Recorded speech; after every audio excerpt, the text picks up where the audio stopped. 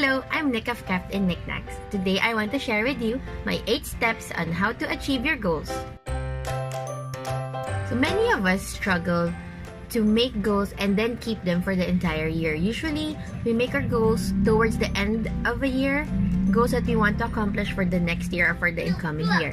But like most people, we tend to make goals and then do our goals diligently for the first few months and then abandon our goals, or sometimes even forget that we told ourselves we wanted to accomplish these goals for next year, only to find out that, oh my goodness, it's already October, November, December, and we haven't done anything about our goals yet.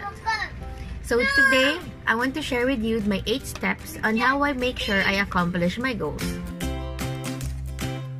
Step 1. Find the reason why you have a goal. Usually follow the SMART method or the SMARTer methodology, especially for those of you who are into project management or are researching about goal setting and all that stuff. You will hear a lot about SMART goals, which is actually the goals have to be specific, measurable, actionable, SMAR, I keep forgetting this R, realistic, and timely. Those 5 things are actually good parts of a goal, but when we follow it, we tend to forget the most important part of the goal, which is what end result do we want for our goal. For example, the very common goal of losing weight for next year. Usually in the Philippines, we call it the Balik Alindog program. And usually when we turn that Balik Alindog program into a SMART goal, we tell ourselves, okay, I'm going to make this realistic. I'm going to lose just 20 pounds for the whole year. And so I make my goal, I want to lose 20 pounds before the year ends, or before the next year ends, which covers everything. It's specific, it's measurable, it's actionable, because 20 pounds is actionable and realistic, because 20 pounds is not that big compared to, let's say, 50. And if you have 52 weeks in a year, just how many pounds do you have to lose per week, right? So it follows that rule. It follows the SMART rule. But the thing is, we tend to always forget or not do or not follow through our goal.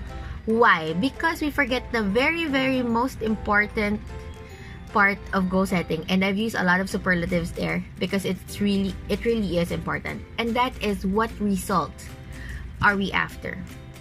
The goal is not to lose just 20 pounds. What's the reason behind wanting to lose that 20 pounds? It's because, for example, you want to look and feel great, especially with what you're wearing. Let's say your clothes don't fit anymore, or you feel like you want to lose the muffin top because you want to look good.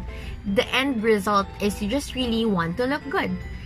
And I'm saying that it's important because that's the motivation that you will use behind accomplishing that goal. So there. So first step is, again, find the real reason why you want that goal, what the result is, what end result do you want. Step 2. Categorize your goals. So let's say you have all these goals. Let's say you have 5 goals for next year. Categorize your goals into durations. So you have 4.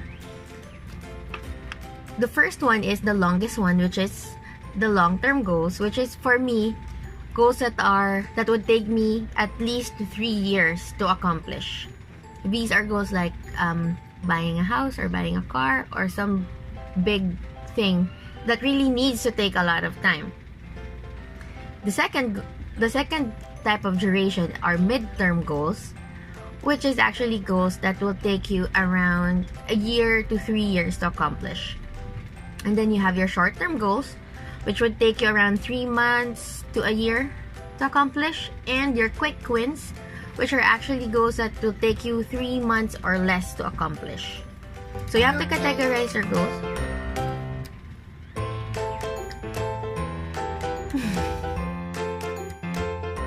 So you have to categorize your goals. And why you want to categorize your goals is that it's to help you manage your goals throughout the year. Step 3. So after you categorize your goals, you break down now your goals into smaller goals or smaller tasks if it needs be. So, but for now, just break them down into smaller goals. The tasks, breaking them down into tasks come in very later in the year. So break them down into small goals. How do you know that it's small enough? For me, my rule of thumb is my goal should at least be a short-term goal or a quick win. So again, short-term, 3 months to a year, quick win, 3 months or less. So I make sure that my goals are broken down into smaller ones. So this is where your SMART goals come into play, right? So my big goal is to look good in my clothes. Okay, so that's my goal. Now, I break them down into smaller goals. Let's say I want it to be a short-term goal. So that's where I phrase it into, I want to lose 20 pounds before the year ends. So that's my broken down goal. Or, actually, that's still quite big. So you can still break it down to, I want to lose, let's say, 3 pounds, 4 pounds, 5 pounds by this X amount of months or by this month. So that way, you are breaking down your goals into sizable chunks that you can easily do. Step 4. Step number 4, which is the most important step of all. I mean, aside from setting your goal. But for you to accomplish your goal, the most important step of all these is step number 4, which is doing a lifestyle check. Evaluate your current lifestyle. You have your list of goals here. Evaluate your current lifestyle. Which of these goals, these broken down goals, which are already quick wins or short-term goals, which ones can actually fit my current lifestyle? So let's say I want to lose 5 pounds by March. That is my short-term goal. Quick win. In a span of 3 months, I want to lose 5 pounds. Look at my current lifestyle. I have these things to do every day. I don't have time to exercise. I don't have time to go to the gym. So how will that even work, right? So you have that here. You have a realistic view of what your life is. So do a lifestyle check first. Because when you do a lifestyle check, that's when you will realize that, okay, I can't do this unless I do this first. Or you'll see that you really can't do it, but you want to do it, so you have to find time. You need to do a lifestyle adjustment. And you need to commit to that lifestyle adjustment. Like for me, for example, my goal is to lose 5 pounds by March. I need to, before I even dive into the part of losing weight, I need to adjust my lifestyle first. I need to form a habit of exercising first, not to lose the weight. The goal shouldn't be to lose the weight yet, because that will burn me out. I want to develop the habit first. I want to develop the habit of giving time for that goal. So for example, now it's December now. As of right now, I will devote at least 10 minutes for stretching. Just stretching, no exercise yet. And then slowly do eat more healthy. So forming the habit, at least 21 days of forming habit, and then slowly incorporate your goal into it. 10 minutes of stretching becomes 20 minutes stretching and some light exercises. It becomes then some light cardio, and then light strength training. And then eventually doing those 30-day challenges you can see online. And then every day trying to minimize eating junk. So form the habit first, especially for goals that are a little difficult to do, like losing weight, something that you have to give up something. So form the habit first before diving head first into that goal. Because the tendency is, if you jump right into trying to lose weight, and again, that's just the example, jumping head on into it, after a few months, you are now burned out. Because, oh my gosh, you try to do something that you're not regularly doing and it's difficult for you. I mean, how can you lose 20 pounds when you enjoy eating a lot of cookies, for example? So small lifestyle changes first, and then dive into the goal. So that's why you need to do a lifestyle check first. So you can do the adjustments that you need to do, and then maybe realize that, okay, that 20 pounds that I want to lose this year is not really realistic. Maybe I should just go for 15 first because I want to form the habit of exercising and eating healthy first. Right? And building the habit of exercising and building the habit of eating healthy is still part of your bigger goal of wanting to look good in your clothes, right? So you're not losing sight, even that small lifestyle change is still aligned with the bigger goal, right? So that's why, going back to step 1, it's important to know the end result. The end result, because it keeps you motivated. Step 5, schedule these goals in your planner. So this is where your planner comes in. After you've broken down your goals, identified which ones you can fit into your year, change some goals because you found out after a lifestyle check these are not realistic. Now you put them in your planner. So I'm a bullet journalist, journaler. So what I do is I put them in my future log. So I put the goals in the future log. There's no date. Usually you put in dates in your future log. So you don't have to put a date. Just put it there. And then let's say I want to lose, now I just want to lose 2 pounds by March, for example. So lose 2 pounds by March. And then on my March future log, I put in 2 pounds. Lose 2 pounds by March. And then on my February, I also put lose 2 pounds by March. And on my January, I also put lose 2 pounds by March. Why did I put that down there? Because it's an ongoing process. I need to do it every day, or at least work on it every month. So it needs to be there. I need to be reminded every month that I need to do this goal. And then that way, you don't forget that you have this goal and realize that, oh my goodness, I missed my deadline for that goal because you forgot about it or you've been procrastinating about it. So constant reminders that there is this goal that you want to do. It also helps to put in, let's say, lose 5 pounds. You can put it this way, lose 5 pounds by March so I look good in my clothes. So that the end goal, the end result, it's still there and it keeps you motivated. Also, I would advise you make a separate page for your goals, the big goals, not the broken down goals yet. Put them somewhere in your bullet journal or your planner. If you don't have space for it in your planner, let's say you're using a planner that has fixed pages already, get a piece of paper, write down your goals and insert it somewhere. You can use washi tape to stick it there. Write down your goals there. They're big goals to keep you motivated in doing your goals for the rest of the year. Step 6, put it in your monthly goals. Make your monthlies. Write down the goals for the month, the tasks for the month. So you break down your goals into tasks now in your monthlies. Step 7, make a tracker for it. So for bullet journalers, this is where your trackers come in. So maybe some collections to help you, like if you're into dance exercise, like maybe a collection of songs that you want to dance to, or maybe games, like if you're into Xbox or PlayStation, like dancing games, exercising games.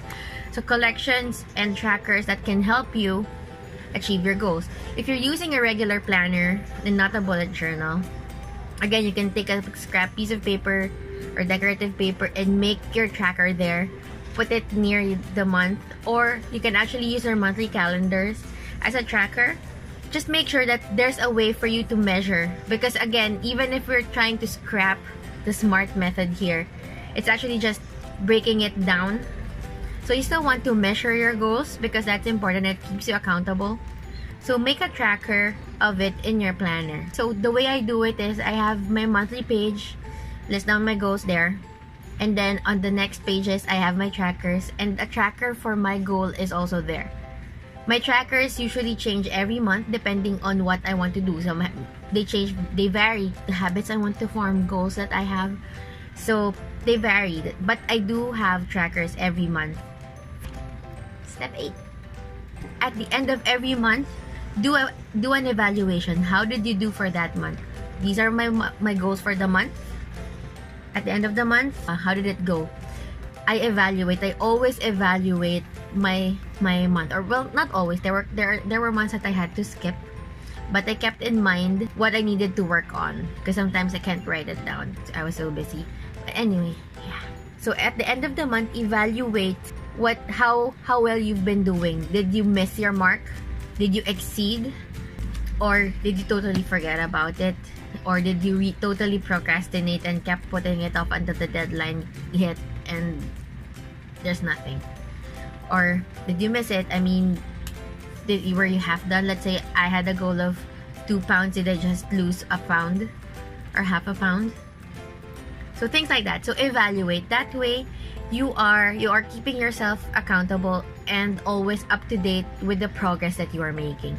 And then anything that needs to be rolled on over to the next month, roll it over. Because since you're doing the evaluation at the end of the month, after that you will be planning your next month. So anything that needs to be rolled over, roll it over. Anything that needs to be scheduled, let's say you have to pause. Let's say you needed to stop dieting for some reason or stop exercising because you had an injury, for example, and you can't move around. So you have to reschedule your exercising or stuff like that. So schedule, roll it over, or migrate it in bullet journal terms, so that you don't forget and you keep yourself accountable. You may have noticed I keep repeating keeping yourself accountable until you don't forget, because usually those are the two things that we battle when we try to accomplish our goals. Yummy cookie.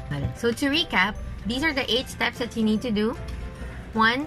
Find out the real reason why. What is your end result for the goal? 2. Categorize your goals according to duration. 3. Break down your big goals into smaller goals, preferably short-term or quick wins. 4. Do a lifestyle check or lifestyle evaluation to find out if your goals are realistic and if you can actually incorporate those goals into this year. 5.